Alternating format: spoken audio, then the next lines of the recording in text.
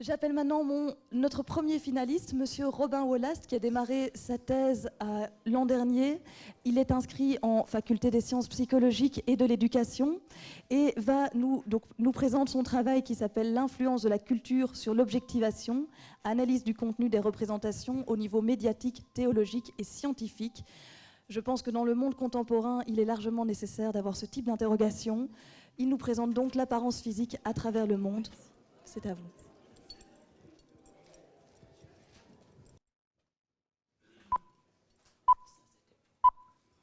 Avez-vous déjà eu l'impression d'être trop grand, trop petit, en surpoids ou même pas assez musclé? Toutes ces impressions généralement négatives ont un point en commun. Elles sont liées à l'apparence physique. L'apparence physique, c'est le premier élément que l'on remarque chez une personne. Elle permet de se forger rapidement une impression, un jugement ou un avis sur base du style vestimentaire, de la mine, de la couleur de peau ou même de la manière de se tenir d'un individu. Nous savons tous ici dans cette salle que les apparences peuvent porter à confusion. Mais la société occidentale actuelle, consciente de l'importance du paraître dans les interactions, use et abuse de l'image du corps au quotidien. Il suffit d'allumer sa télévision ou de lire des magazines de mode pour s'en rendre compte. En effet, les médias imposent la norme en véhiculant des images sexualisées, idéalisées et stéréotypées de femmes et d'hommes qui ne sont pas sans conséquence pour le grand public, pour nous.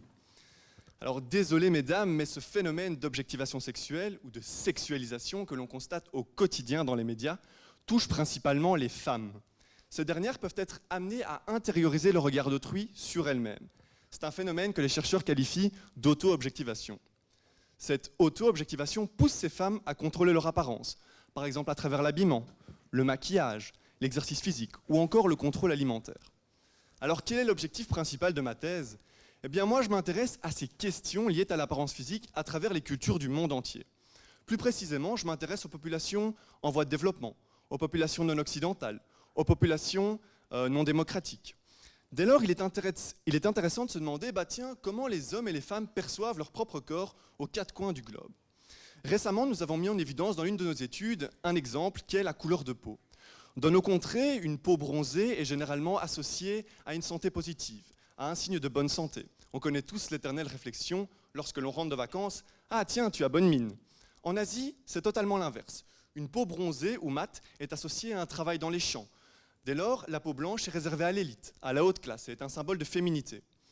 Dans certains pays comme la Chine, la Corée du Sud ou encore la Thaïlande, certains individus se voient contrôler leur apparence par l'intermédiaire de crèmes ou de poudres blanchissantes. Pour les plus extrêmes, ils se voient s'injecter des doses de glutathione dans les veines pour un effet plus définitif. La couleur de peau est donc un exemple qui témoigne de différences liées à l'apparence physique entre les cultures occidentales et non occidentales. Alors si je devais vous résumer ma thèse en 31 secondes, je vous dirais que peu importe où vous vous trouvez sur le globe, les apparences sont parfois trompeuses car l'habit ne fait pas le moine. Merci.